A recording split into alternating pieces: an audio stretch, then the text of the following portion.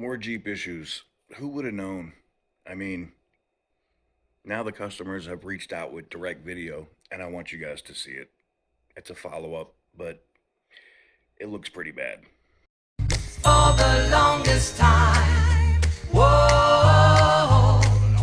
For the longest Yo, Percocet, Miley Percocet, Percocet, Miley Percocet, represent, got it represent. All right, guys, welcome on back to TK's Garage. So last week, I believe, when I was traveling, I posted a video that had a news story in it from Illinois.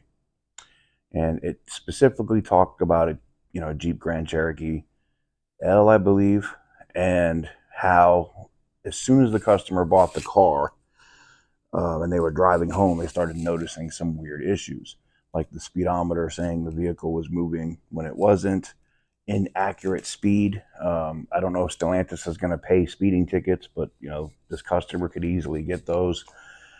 And the concerning thing was the vehicle saying that it was in gear, in reverse, and moving when it was in park.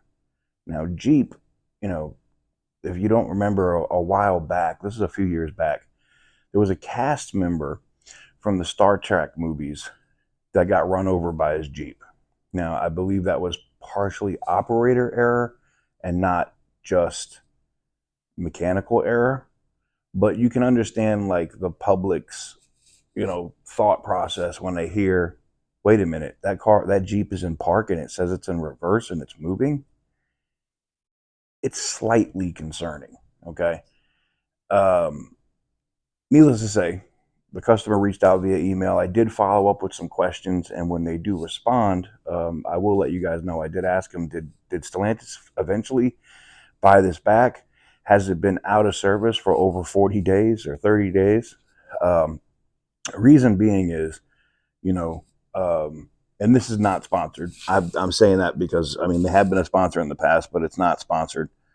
But the reason why I'm saying this is, while Morgan & Morgan doesn't normally handle cases like this, in a situation like this where it's a massive safety risk, they might. Another law firm that would 100% initiate a lemon law claim against them for this would be Cronin Moss. And they're actually, their law center is actually right there in Illinois. And I'm going to respond an email to this customer as well and advise that they should retain them. It's amazing how fast a car manufacturer decides to do the right thing when lawyers get involved. It's sad that we have to come to that, but unfortunately that's what it is. But anyways, enough of my yapping. Let's make it happen. Let's go ahead and get in here and look at some of the clips that the customer sent in so you can see the issues yourself. Parked. All right, so you guys can see in here, I had to cut the audio on this clip because there's copyrighted music or whatever on it.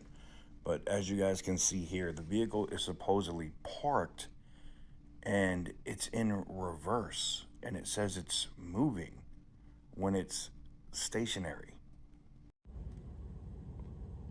Stop at a light, stop sign, 3 miles per hour in reverse.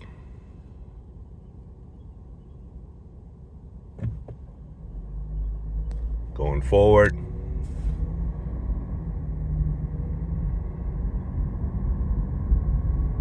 Now it's in neutral. Now it's in drive.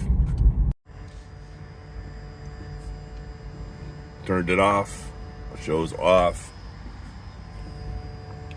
Put it on.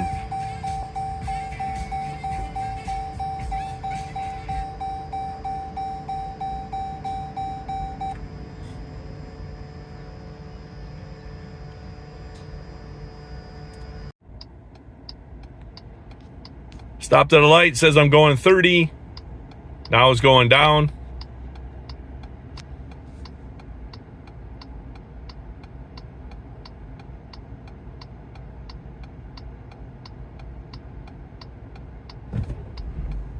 Moving forward.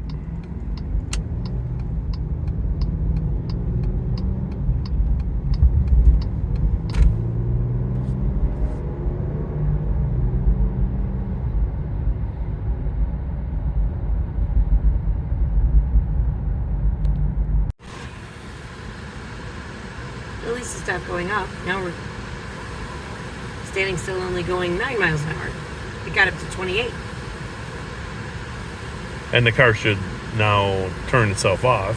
Because At least now we're in drive.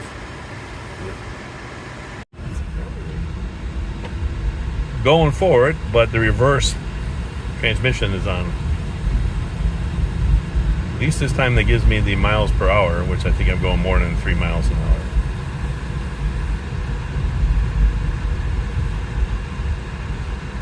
We stopped. And we're still going 3. Yep, stopped and still in reverse, but when I proceed... And we're still going 3 miles per hour. Yeah.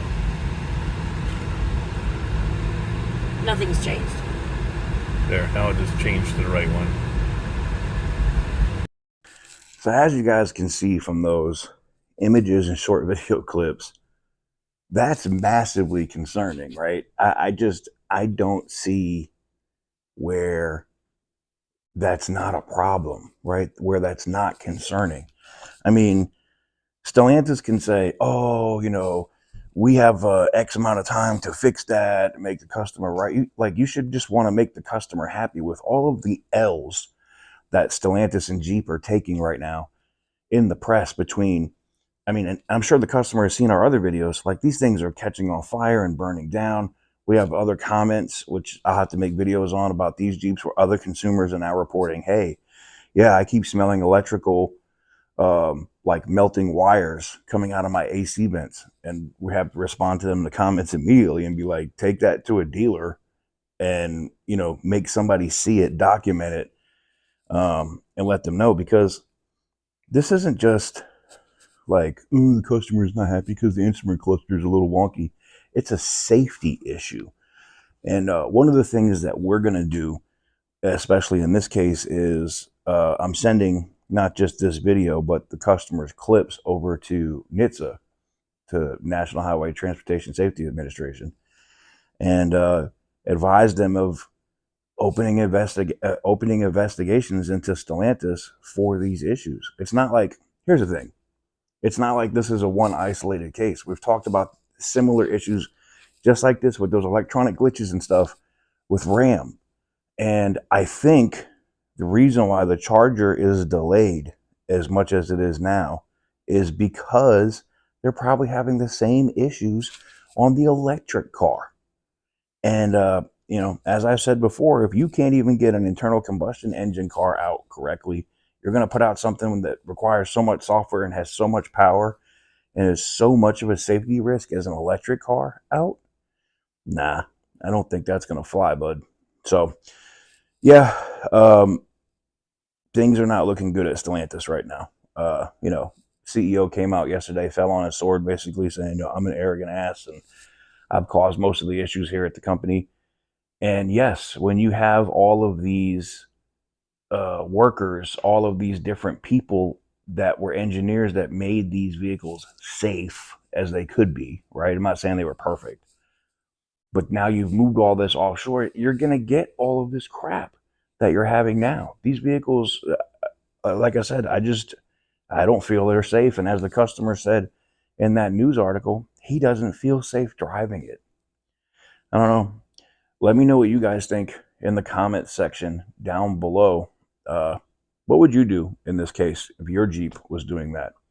I highly recommend, if you're having a Jeep that's doing this or you're having these issues, to consult with an attorney.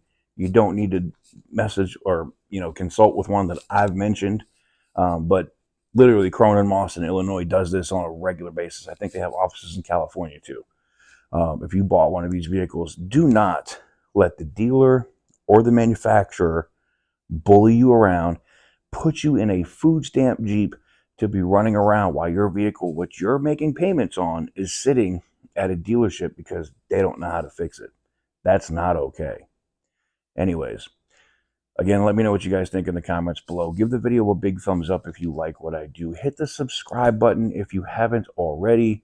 And as always, stay petty, my friends.